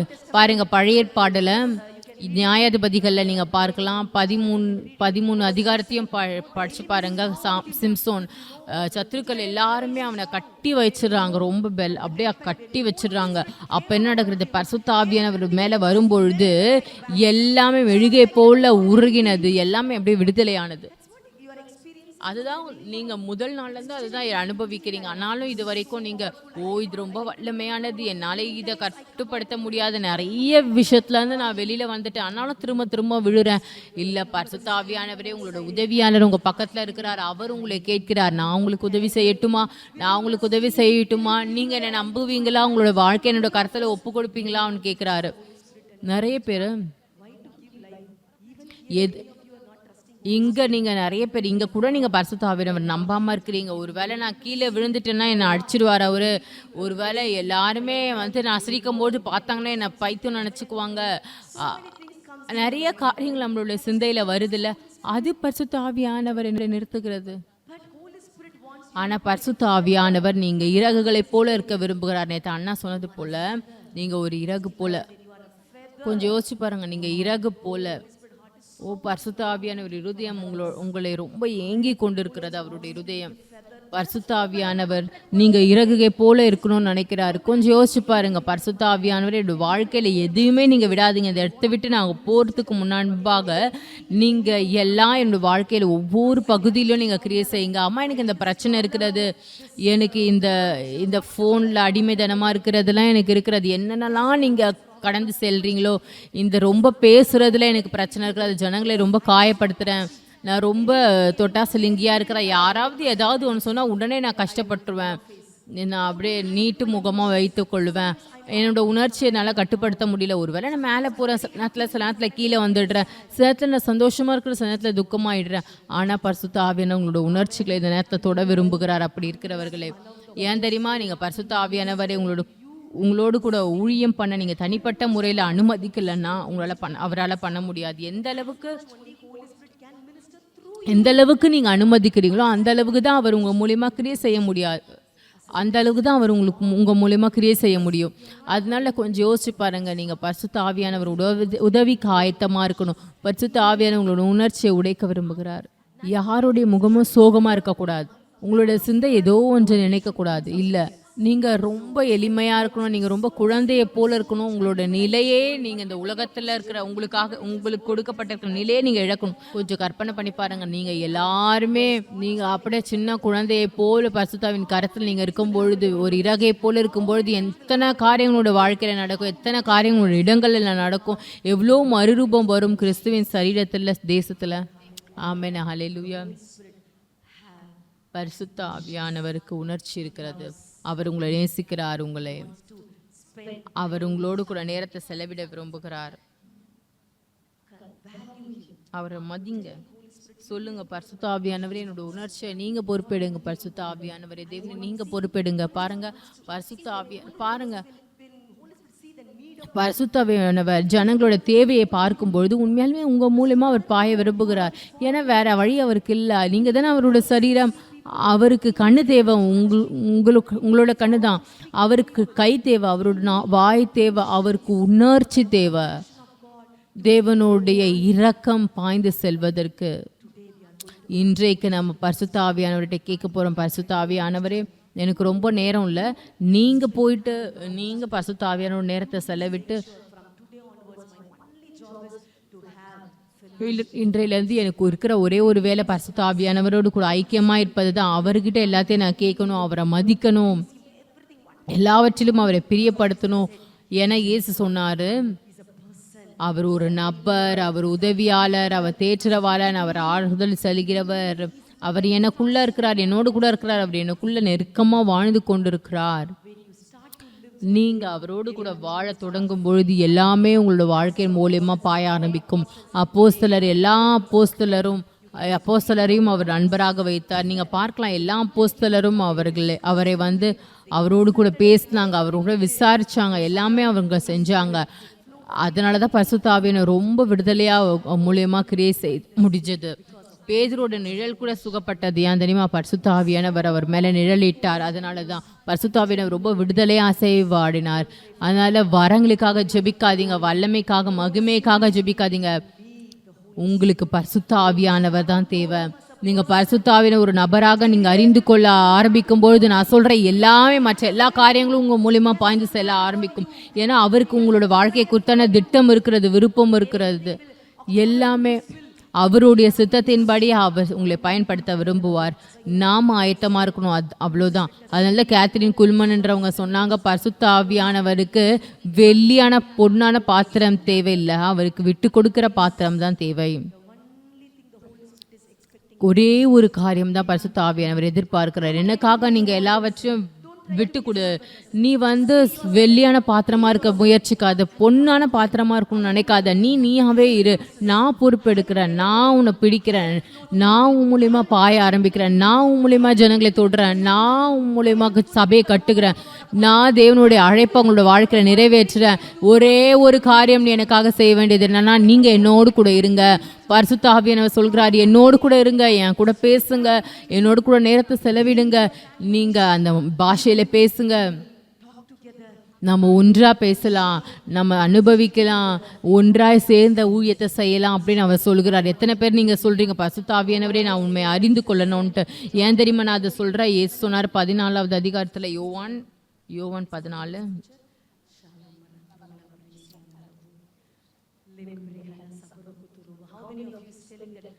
எத்தனை பேர் சொல்றீங்க, நான் தேவனோட பரிசுத்த ஆவியானோட பிரசன்னத்தை நான் உணர்றேன்னு எத்தனை பேர் சொல்றீங்க? பரிசுத்த ஆவியானவர் தனிப்பட்ட முறையில் என்னோடு கூட பேசுகிறாரு. ஏன் தெரியுமா? பரிசுத்த ஆவியானவர் ரொம்ப ஆர்வம் உள்ளவர் அவரையே காண்பிப்பதற்கு. நாம நினைக்கிறோம்ல, எங்க நான் உங்களை பார்க்கறது ஆண்டவரே, எப்படி நான் உங்களை அறிந்து கொள்வது நம்ம நினைக்கிறோம்ல. இல்ல, அவரே உங்களுக்கு வெளிப்படுத்துறாரு. அவரே இயேசு சொன்னாரு, சத்திய ஆவியானவர். இந்த உலகத்துல நிறைய ஏமாற்றங்கள் வரும், தெரிந்து கொள்ளப்பட்டவர்களே ஏமாறப்படுவாங்க. ஆனால் பரிசுத்த ஆவியானவரோடு கூட நீங்கள் நடக்கும் பொழுது நீங்கள் எந்த காரியத்தினாலும் ஏமாற மாட்டீங்க. சத்திய ஆவியானவர் இந்த உலகம் அறியவில்லை. சத்திய ஆவியானவர் இந்த உலகம் அறியவில்லை.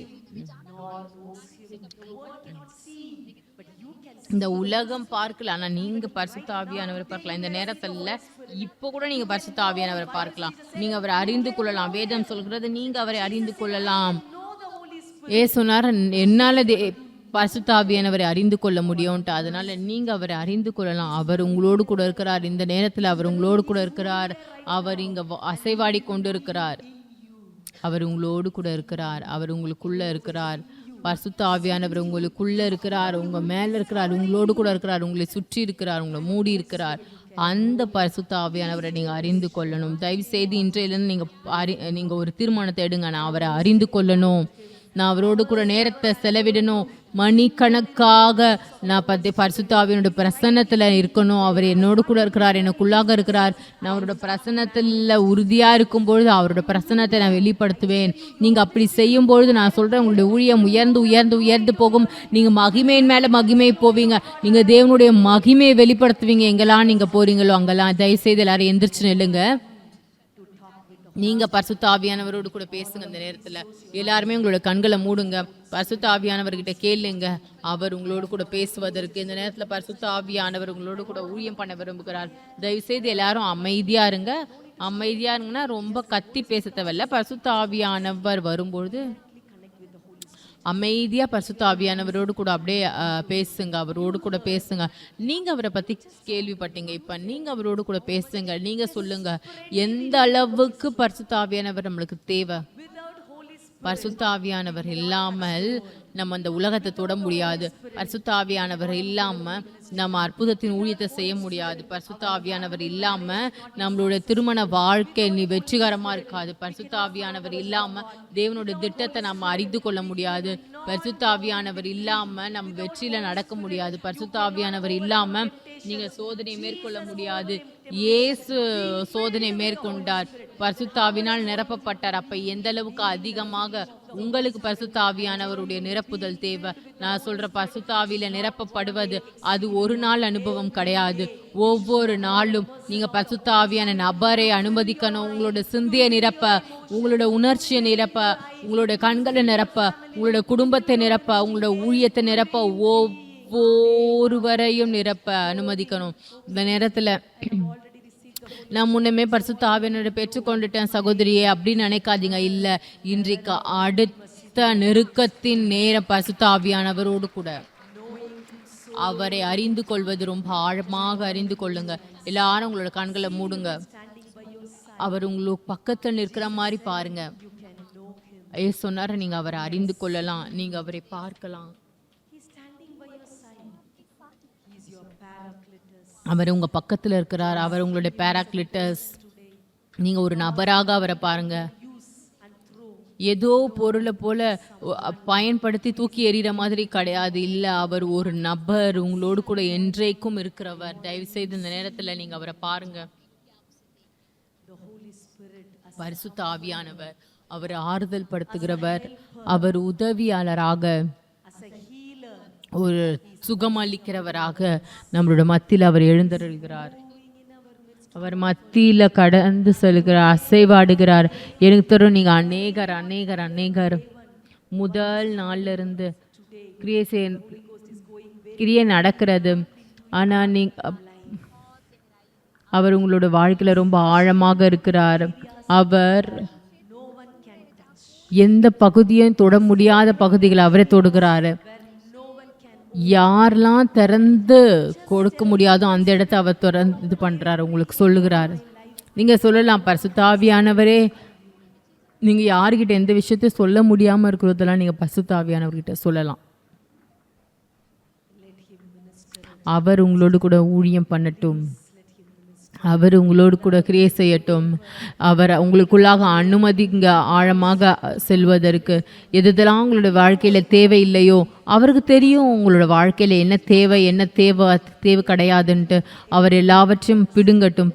எல்லாம் கசப்பும் எல்லாமே உங்களை விட்டு நீங்குகிறது. எல்லா வலிகளும் நீங்குகிறது. எதெல்லாம் பாரங்கள் இதுவரைக்கும் உங்களை அப்படியே ஒடுக்குகிறதோ, எந்த பிசாசின் பிடிப்பும் எதுவரைக்கும் இருக்கிறதோ அதெல்லாம் ஒரு நபராக பரிசுத்த ஆவியானவர் அசைவாடி கொண்டிருக்கிறார். அதெல்லாம் பிடுங்கப்படுகிறது. நம்மளோட மத்தியில் அவர் நடந்து கொண்டிருக்கிறார். எல்லா ரோலியும் முதல்ல இருந்து கடைசி வரைக்கும் எல்லா இடங்களிலும் எல்லா நபரும் இங்கே நீங்கள் பரிசுத்த ஆவியானவரால் தொடப்படுறீங்க. பரிசுத்த ஆவியானவரே, உம்மை வரவேற்கிறோம். அவர்கிட்ட சொல்லுங்க, பரிசுத்த ஆவியானவரே என்னை மன்னிச்சிடுங்க, நான் உங்களோட பிரசன்னத்தை என்னோட வாழ்க்கையில் நான் நிச்சயிக்கல, என்னை மன்னிச்சிடுங்க. நான் என்னோட வாழ்க்கையில் உங்களை நான் மதிப்பு கொடுக்கல. பரிசுத்த ஆவியானவரே என்னை மன்னிங்க. நான் உங்களை ஒரு நபராக என்னோட வாழ்க்கையில் நான் பார்க்கல. ஆண்டவரே, தயவு செய்து என்னை மன்னிச்சிடுங்க. நான் என்னோட வாழ்க்கையில் உங்களை நான் துக்கப்படுத்திட்டேன், என்னை மன்னிச்சிடுங்க. இன்றைக்கு நான் உங்களுக்கு பர்மிஷனை தரேன். நான் 100% உங்களை அனுமதிக்கிறேன். தயவுசெய்து எல்லாரும் இன்னொரு முறை நீங்கள் பரிசுத்த ஆவியானவரோடு கூட சொல்லுங்கள், பரிசுத்த ஆவியானவரே 100% நான் உங்களை அனுமதிக்கிறேன்.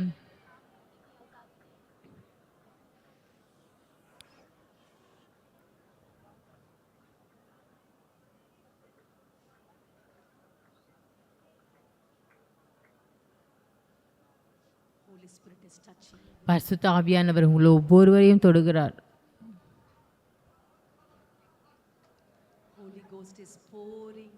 பரிசுத்த ஆவியானவர் உங்களுக்குள்ளாக அவருடைய ஆறுதலை ஊற்றி கொண்டிருக்கிறார். உங்கள் ஒவ்வொருவர் மேலேயும் நான் பார்க்கிறேன் பரிசுத்த ஆவியானவரின் ஆறுதலை.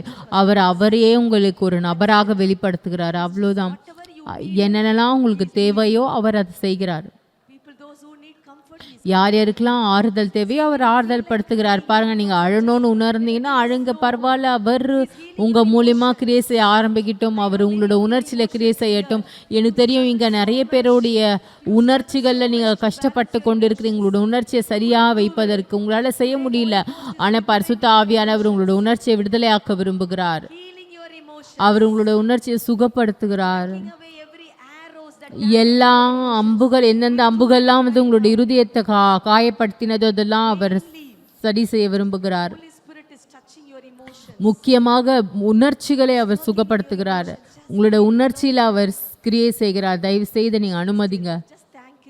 அவருக்கு நன்றி சொல்லி அவர் செய்கிற கிரியையை நீங்கள் பெற்றுக்கொள்ளுங்க.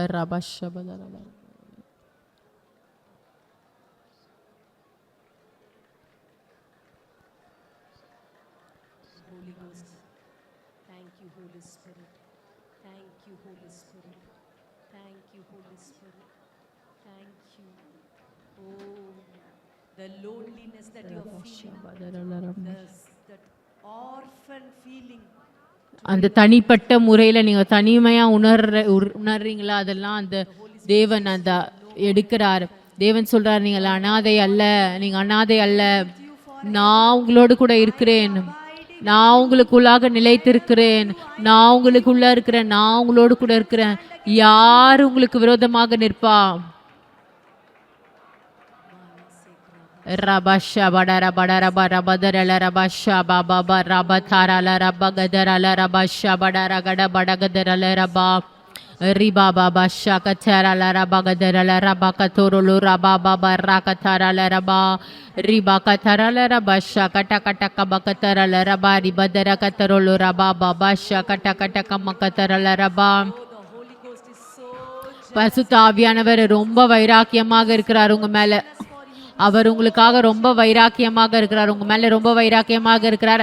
பரிசுத்த ஆவியானவர் சொல்றாரு, நான் உன்னை யார்கிட்டயும் உங்களை பத்தி நான் சொல்ல மாட்டேன், நான் உங்களை பத்தி யாருக்கிட்டயும் சொல்ல மாட்டேன். நீ எனக்கு சொந்தமானவர், உன்னோட சரீரம் எனக்கு சொந்தமானது, உங்களோட உணர்ச்சி எனக்கு சொந்தமானது, உங்களுடைய குடும்பம் எனக்கு சொந்தமானது, உங்களுடைய ஊழியம் என்னுடைய ஊழியம். பரிசுத்த ஆவியானவர் சொல்லுகிறார், நீ எனக்கு சொந்தமானவர், நீங்கள் எனக்கு சொந்தமானவர்கள். பரிசுத்த ஆவியானவர் அந்த நேரத்தில் உங்களை எடுக்கிறார், உங்களை எடுத்துக்கொண்டு உங்களை பிடிக்கிறார், உங்களை பிடிக்கிறார், உங்களை பிடிக்கிறார். எங்கெல்லாம் நீங்க இங்க இருக்கிறீங்களோ பரிசுத்த ஆவியானவர் அவரோட சரீரத்தை பிடிக்கிறார்.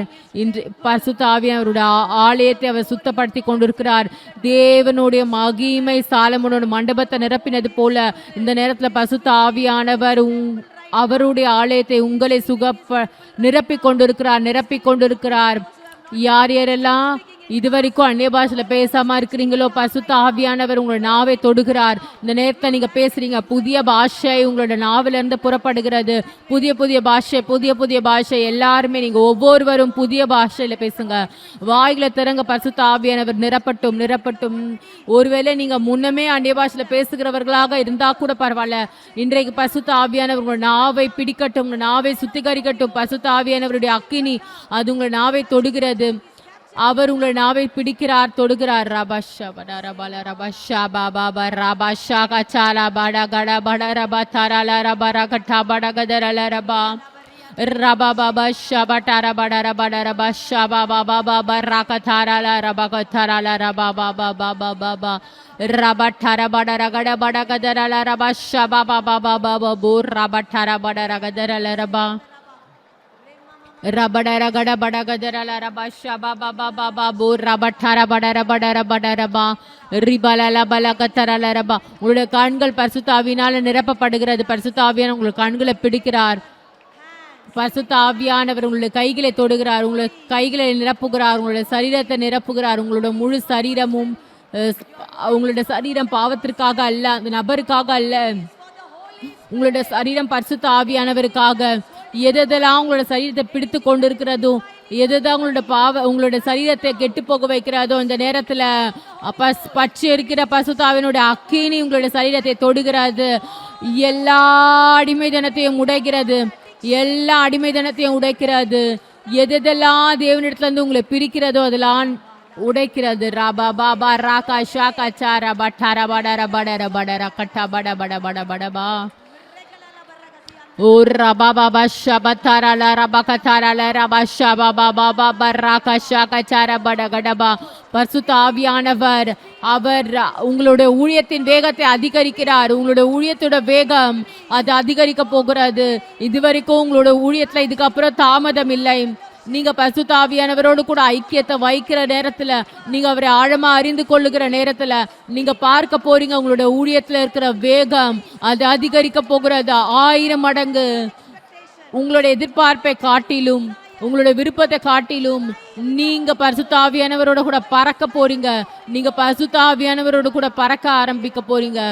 ரபா ஷபா டாரா பட ரபட ரபா ஷபா பாபா ரபா டாரா பட ரபல ரபா ரபா தரல ரபா ரபா பாபா ஷபா பாபா பாபா ரபா டாரா பட கட பட பட பட சகோதரர்களே, உங்களுடைய உணர்ச்சிகள் விடுதலையாக்கப்படுகிறது.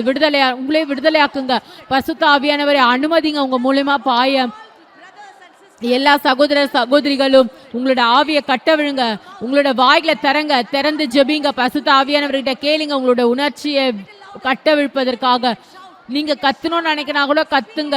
நீங்க அந்நிய பாஷையில ஜெபிக்கலாம். பரிசுத்த ஆவியானவர் அசைவாடட்டும். பரிசுத்த ஆவியானவர் விடுதலையாக அசைவாடட்டும். பரிசுத்த ஆவியானவர் விடுதலையாக உங்களோட உணர்ச்சியின் மூலமாக அசைவாடட்டும். உங்களுடைய உணர்ச்சி விடுதலையாக்கப்படட்டும். விடுதலை விடுதலை விடுதலை. ரபா பாபா ஷபட்டா ரபா ரபா. கட்டுப்படுத்தாதீங்க. உங்களோட சரீரம் பிடிக்கப்படட்டும்.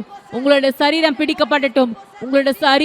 பிடிக்கப்படட்டும். இயேசுவின் நாமத்தினால. ரபா ஷபட்டா ரபா ரபா ரபா ஷபத்தாரல ரபா ரபா பாபா பாபா பாபா பாபா ராகா ஷாகா சாரபா கத்தோரோலோ ரபா பாபா பாபா ரபா பாபா ஷாகா சாரா கட்டா படகதரல ரபா பாபா பாபா ஷாகட்டா படகதரல ரபா. விடுதலை விடுதலை விடுதலை. ரபா பாபா ஷபட்டா ரபா. பரிசுத்த ஆவியானவருடைய விடுதலை இங்க இருக்கிறது. பரிசுத்த ஆவியானவர் உங்களுடைய கரத்தை பிடிக்கிறார். அவர் உங்களுடைய கரத்தை பிடிக்கிறார். அவர் உங்களை அடுத்த நிலையின் விடுதலைக்குள்ளாக கொண்டு போகிறார்.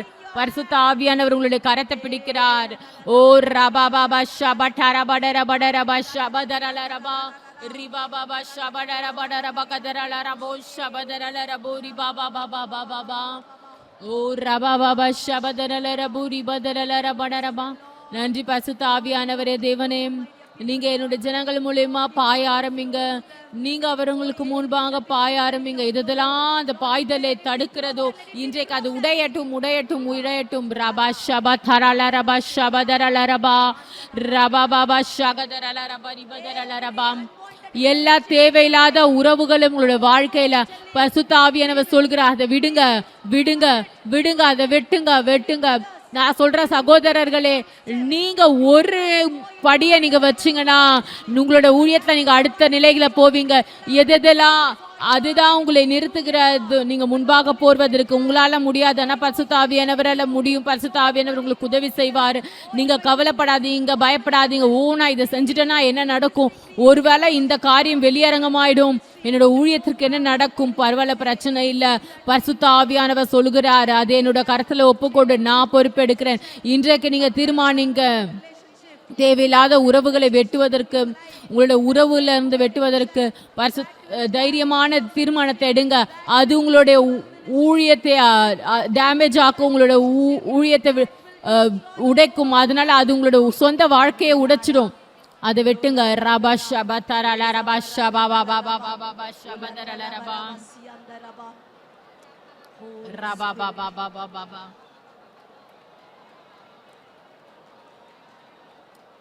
Holy Spirit. Thank you, Holy Spirit. Go deeper, Holy Spirit. You continue to minister to them. You help them. பரிசுத்த ஆவியானவரே, தொடர்ந்து நீங்க அவர்களோடு கூட ஊழியம் பண்ணுங்க. நீங்க உதவி செய்யுங்க.